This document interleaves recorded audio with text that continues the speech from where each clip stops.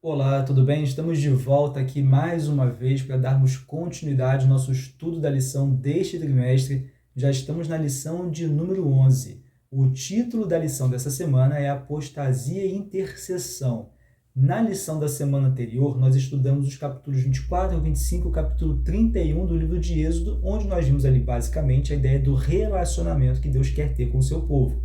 Na lição dessa semana, nós estamos estudando o capítulo 32. É um capítulo apenas, então eu oriento, né? Eu sempre recomendo isso, ainda mais agora, nessa semana, que é um capítulo apenas, então leia o capítulo por completo. Não se apegue apenas aos textos que a lição traz, mas amplie o seu estudo lendo o capítulo por completo, o capítulo 32 do livro de Êxodo.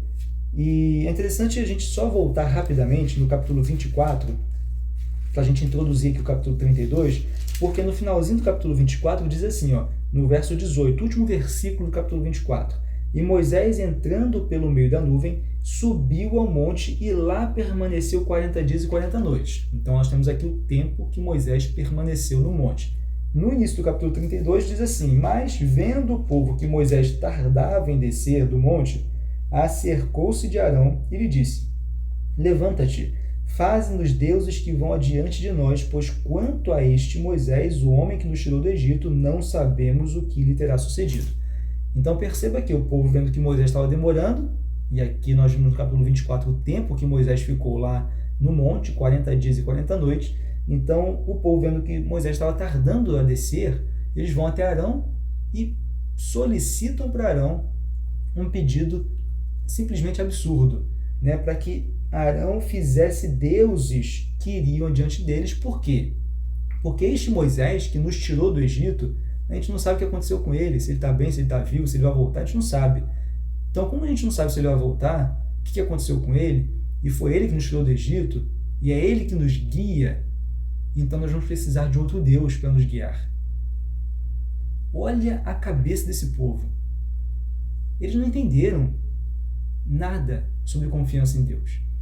Eles olhavam para Moisés e olhavam para Moisés como se Moisés fosse o Deus deles. Essa é a grande verdade. Eles falaram aqui, porque este Moisés que nos tirou do Egito, a gente não sabe o que sucedeu com ele. Então a gente não sabe que se ele vai voltar, não vai voltar, então a gente precisa de um outro Deus. Se o nosso Deus ele não está mais no nosso meio, a gente precisa de um outro Deus. Era isso que eles estavam falando. Então nada do que aconteceu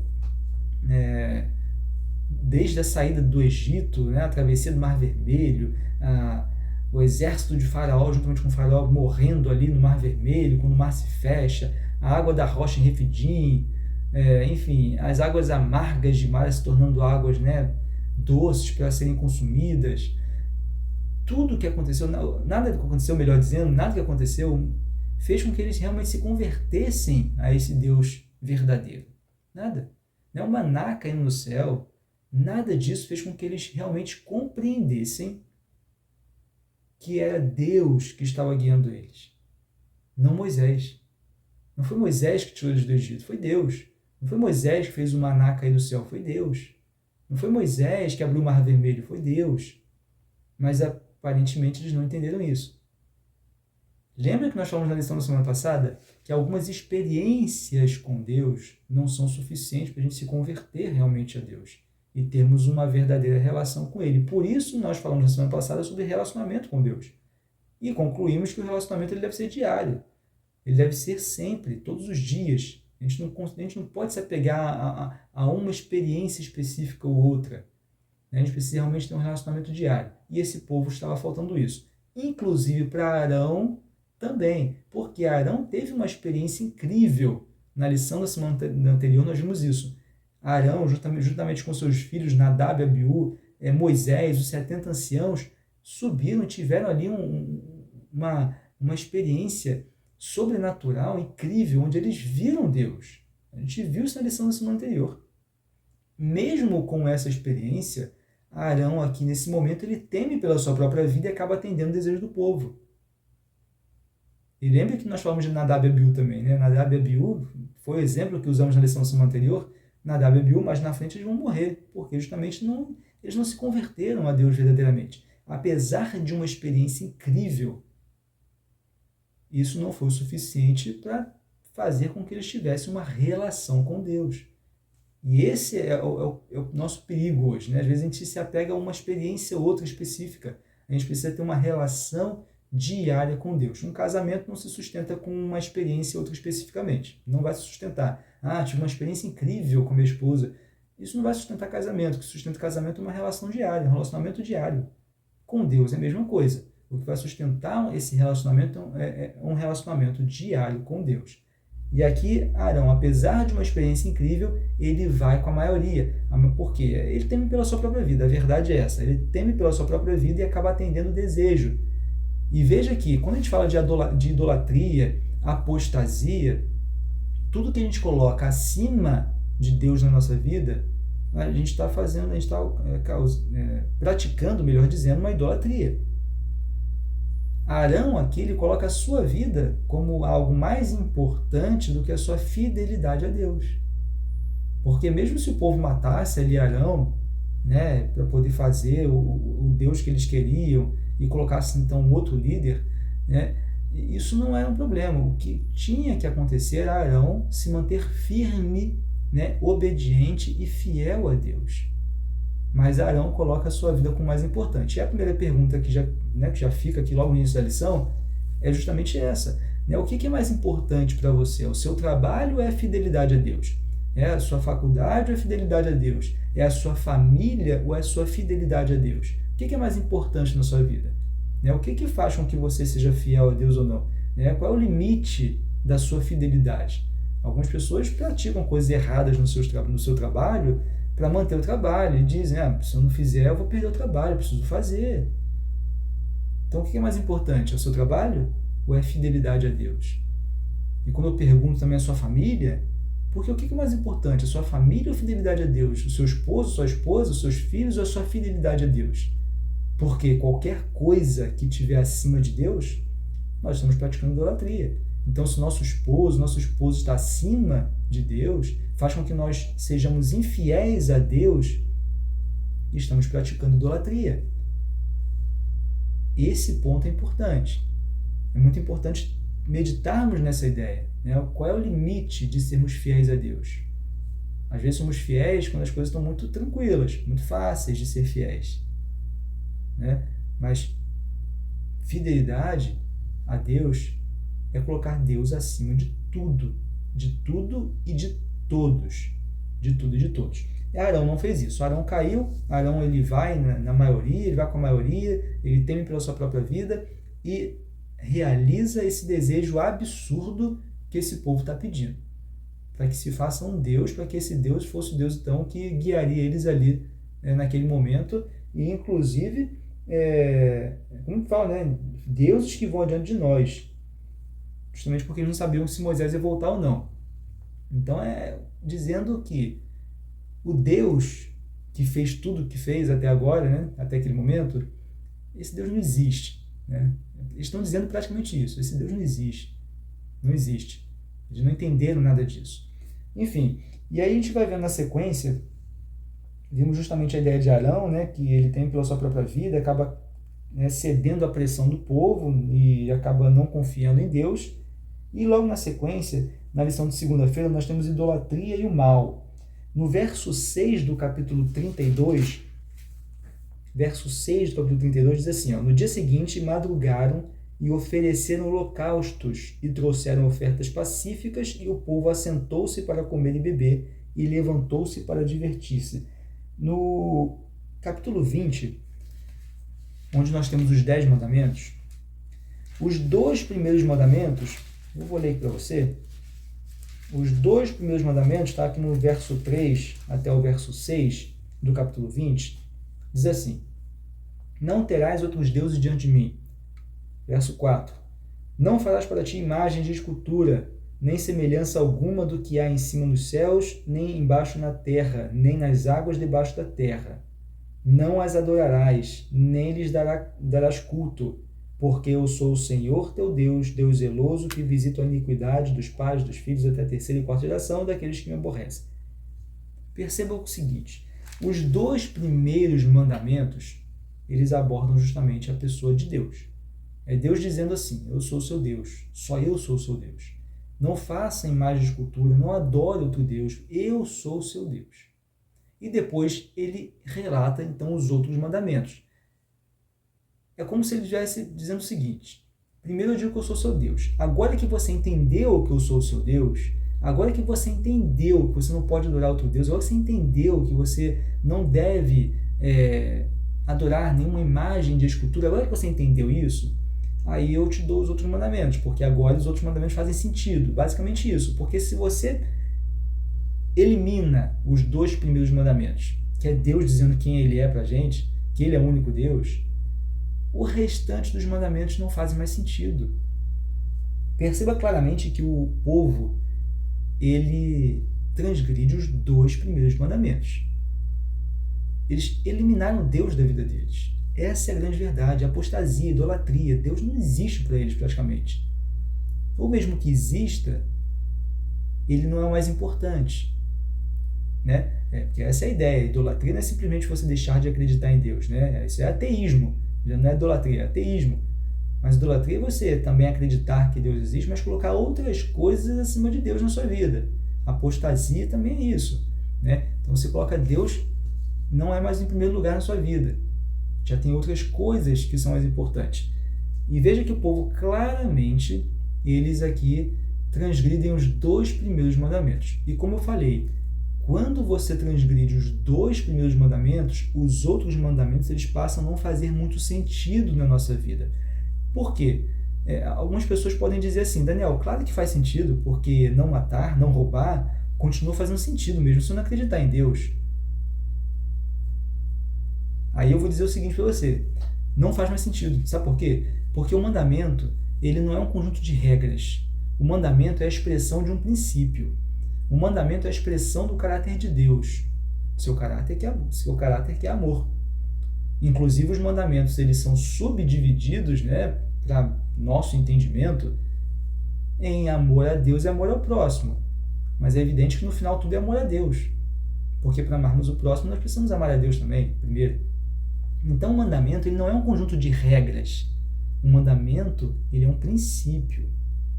Se a gente pegar o mandamento como um conjunto de regras, aí sim você vai dizer, não, mesmo que alguém não siga, não acredite em Deus, o mandamento vai fazer sentido, porque faz sentido não matar, faz sentido não roubar, faz sentido isso. Mas quando a gente vê o mandamento como um princípio, não como um conjunto de regras, já não faz mais sentido. E Jesus ele veio fazer isso aqui na Terra. Né? Quando Jesus veio para morrer por nós na Terra, ele ainda teve que explicar o mandamento, porque as pessoas não entenderam muito bem. Né? E conforme foi passando o tempo, as pessoas foram somente se apegando a um conjunto de regras e esqueceram que era um conjunto de princípios. Na verdade, era o princípio. Né? Em Mateus 5, só para você entender o que eu estou falando, em Mateus 5, nós já discutimos esse tema em 2 lições anteriores. Nós temos Jesus ampliando um pouco justamente a ideia do mandamento. Quando ele fala do homicídio, lá no capítulo 5, verso 21 em diante, quando ele vai falar então de não matar, ele vai ampliar a ideia do mandamento não matar, ele vai dizer, tá, vocês ouviram, né, que não deve matar, tudo bem, e quem matar está sujeito ao julgamento, mas eu, porém, vos digo o seguinte, todo aquele que sem motivo se irá contra seu irmão está sujeito ao julgamento. Então, se irá contra alguém está dentro do conceito aqui do mandamento de não matarás. E aí diz ainda mais assim, e quem proferir um insulto a seu irmão também está sujeito ao julgamento. Então, quem se irá contra o irmão, quem proferir um insulto contra o irmão, está matando, porque está aqui na explicação do mandamento de matar, de não matar. E ainda continua, se pois, ao trazeres ao altar a tua oferta, ali te lembrares de que teu irmão tem alguma coisa contra ti, deixa perante o altar a tua oferta, vai primeiro reconciliar-se com teu irmão, e então, voltando, faz a tua oferta.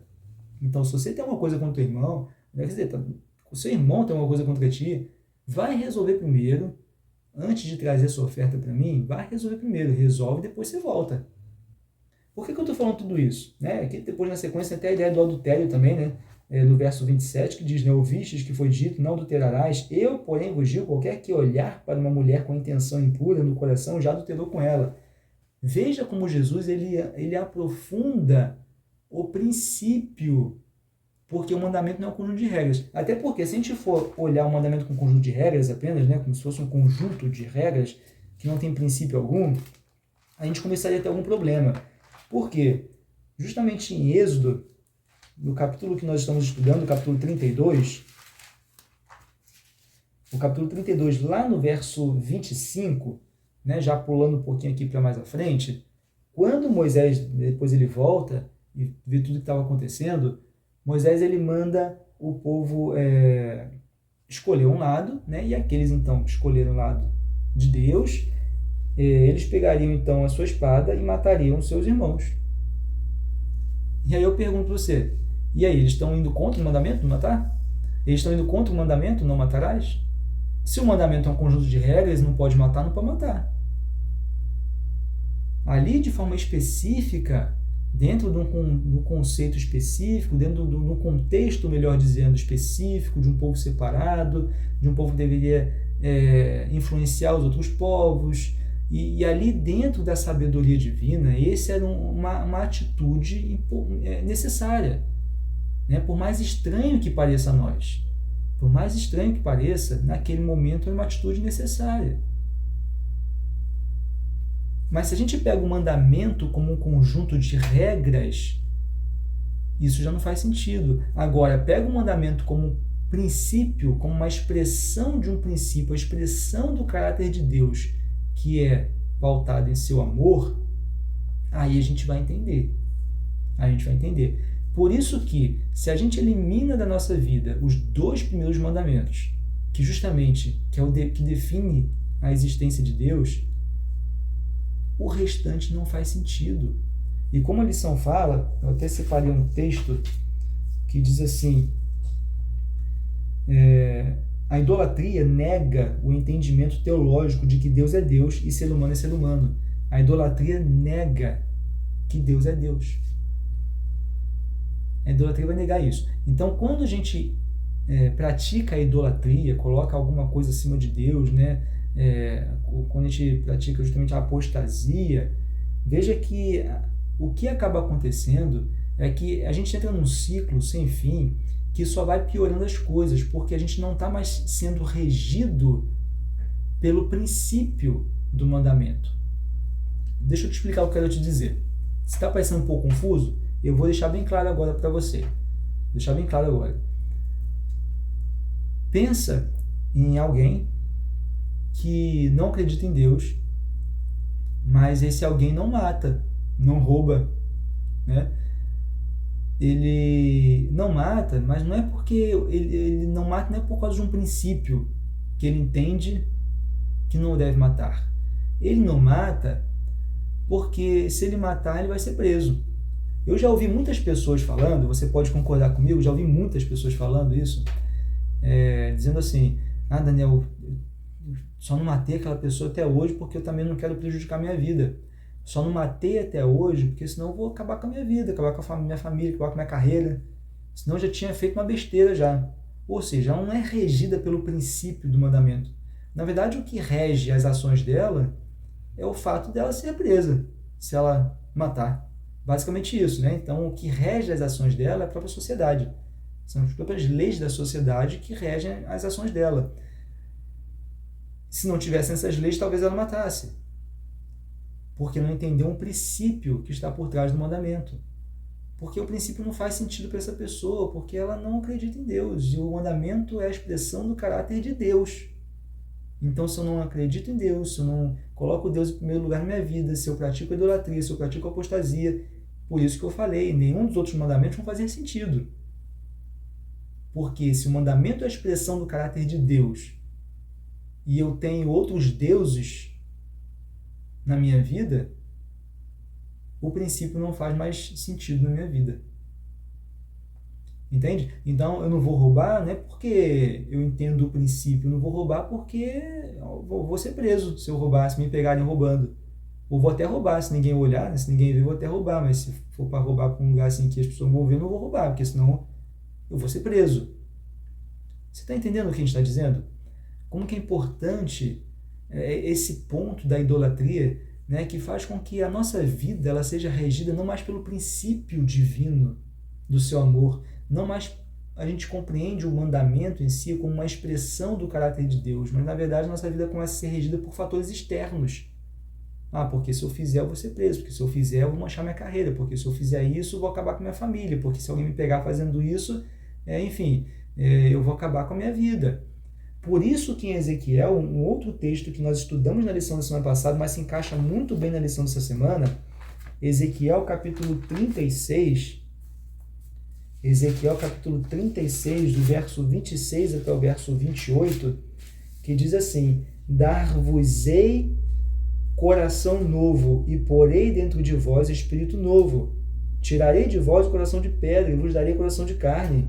Porei dentro de vós o meu espírito, e farei que andeis nos meus estatutos, guardeis os meus juízos e os observeis. Habitareis na terra que eu dei a vossos pais, vós sereis o meu povo e eu serei o vosso Deus. Veja a sequência. É a transformação do coração primeiro, e depois, sim, dessa transformação, nós recebemos o Espírito que vai nos ajudar a andar nos estatutos, nos mandamentos, nos juízos. A transformação, ela vem de dentro. Aí sim, eu entendi o princípio. Transformação vem de dentro. Deus transforma o meu coração e pelo seu Espírito eu vou, então, conseguir, e vou ser ajudado pelo próprio Deus para obedecê-lo a partir de uma transformação do coração. Agora, quando eu sou guiado por fatores externos, ou seja, eu não vou fazer porque eu vou ser preso, não vou fazer porque vão me pegar fazendo, eu não vou fazer por causa disso, por causa daquilo, então não tive um coração transformado. Eu estou sendo apenas guiado por fatores externos, apenas preocupado com as consequências. Ou seja, se não tiver ninguém vendo, eu vou fazer. Se tiver alguém vendo, eu não vou fazer. Por quê? O meu coração não foi transformado. Veja o perigo da idolatria. Isso é o que a idolatria causa na nossa vida. Isso é o que a apostasia causa na nossa vida. Às vezes a gente vê pessoas que se afastam de Deus e num princípio, assim, logo no início do seu afastamento, elas até continuam seguindo alguns princípios, aparentemente. Mas a gente vê que com o tempo aquela pessoa deixa de se preocupar com algumas coisas. Por quê? O princípio não faz mais sentido na vida dela. Entende? O princípio não faz mais sentido. O perigo da idolatria, o perigo da apostasia. Quanto mais tempo a gente passa longe de Deus, mais difícil é retornar. Por quê? Porque mais longe a gente continua indo. É um ciclo que só vai piorando a cada volta. Entende? Eu até separei um texto que fala um pouco sobre isso. Diz assim, seja flagrante e aberta ou oculta no coração. A idolatria rapidamente rompe nosso relacionamento com o Senhor e leva a um círculo vicioso de degradação moral que só piora com o tempo. Então, se você está longe de Deus, se você tem algo na sua vida que está acima de Deus, se você se apostatou em algum momento, volte o quanto antes, porque cada dia que passa se torna mais difícil retornar, porque mais longe ainda você está de Deus, porque menos sentido faz na sua vida o princípio que rege o mandamento, que nada mais nada menos é que a expressão do caráter de Deus. Então é a hora de voltar. A lição não acabou ainda não, mas eu acho que já vale esse apelo aqui, no meio da lição, porque a temática central dessa semana é justamente essa questão, a idolatria. E aí vamos ver a questão da intercessão. Mas a intercessão, ela acontece para um grupo específico. Como assim, Daniel? A intercessão é para todo mundo? Cristo não está intercedendo por todos nós lá? Não. Como assim? Vou explicar. Calma aí que eu vou explicar. Deixa eu só abrir de novo aqui o 32, para a gente aqui seguir nessa linha de raciocínio. Como nós falamos, Moisés ele volta, desce lá do monte. Deus ele fala, desce do monte. Primeiro, Deus ele deseja acabar logo com o povo. Moisés ele conversa com Deus e fala, não, Senhor, esse povo não é meu povo, é seu povo. E aí fala, o que os outros vão pensar, O que vão dizer os egípcios depois de tudo que foi feito? Agora você vai acabar com o povo. E aí Moisés ele lembra dos antepassados, lembra-te de Abraão, Isaac Israel, teus servos. A gente está aqui no verso 12, verso 13. E ali, então, Deus fala, então tá, volta lá para o seu povo, volta lá para... desce o monte.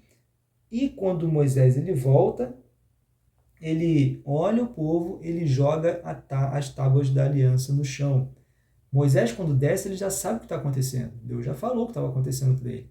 E quando ele olha o povo, de forma simbólica, ele joga as tábuas no chão como uma maneira de dizer o povo está quebrando a aliança. A aliança foi rompida. E logo na sequência, como nós falamos aqui, no verso 25, vendo Moisés que o povo estava desenfreado, pois Arão o deixara solta para a vergonha no meio dos seus inimigos, pôs-se em pé à entrada do arraial e disse, quem é do Senhor, vem até mim. Então se ajuntaram a ele todos os filhos de Levi, aos quais disse, assim diz o Senhor, o Deus de Israel, cada um cinge a espada sobre o lado, passai e tomai a passar pelo arraial, de porta em porta, e mate cada um a seu irmão, cada um a seu amigo e cada um a seu vizinho. E fizeram isso então os filhos de Levi, e mataram naquele dia 3.000 homens, cerca de 3.000 homens, pois Moisés disse, consagrai-vos hoje ao Senhor, cada um contra o seu filho, contra o seu irmão, para que ele vos conceda hoje bênção. Na sequência, no verso 30, no dia seguinte, Moisés então dá uma orientação ao povo e vai subir de novo ao Senhor para interceder pelo povo. Ou seja, a intercessão foi para todos? Não, porque alguns já tinham morrido. A intercessão foi para aqueles que se arrependeram. Entende? Não importa o quão longe esse povo foi, inclusive Arão como líder, né? Ele foi muito longe. Mesmo assim, eles puderam se arrepender do seu erro, eles puderam se arrepender da sua apostasia, eles puderam se arrepender da sua idolatria e receberam então ali a intercessão de Moisés. Que a gente sabe que é apenas ali um símbolo do próprio Cristo, né, que é o nosso intercessor no santuário celestial. Nós já abordamos isso na lição da semana anterior. Cristo, nosso intercessor no santuário celestial. E para quem, né, Jesus está intercedendo? Né? A favor de quem? Daqueles que se arrependem. Daqueles que se arrependem dos seus maus caminhos. É a favor desses que Cristo está justamente intercedendo. Assim como Moisés. Moisés intercedeu por quem? Por aqueles que se arrependeram. Né? Tanto que fala aqui, depois diz, né? Farei, no verso 30, farei propiciação pelo vosso pecado. Porque o povo cometeu grande pecado. Então nós vimos aqui a ideia da idolatria, da apostasia, né? Que de fato é algo muito grave, porque quanto mais tempo a gente se passa longe de Deus, mais difícil é de retornar, porque pior vai ficando as coisas, menos a gente compreende o princípio que rege o mandamento de Deus. Mas ainda assim, Deus deu um meio para que aqueles que se arrependerem possam renovar a aliança com Deus. A tônica da lição dessa semana é essa. O centro da lição da semana é esse. Por mais longe que nós possamos ir de Deus, existe a chance de retornarmos, mas nós precisamos nos arrepender. O arrependimento ele é fundamental nesse processo de salvação. Jesus ele quer nos salvar, Jesus ele deseja nos salvar, ele veio e morreu por nós para nos salvar, para que toda a humanidade possa retornar e possa ser salva pelos méritos de Cristo Jesus. Mas o primeiro passo a ser dado nesse sentido é nós nos arrependermos dos nossos maus caminhos.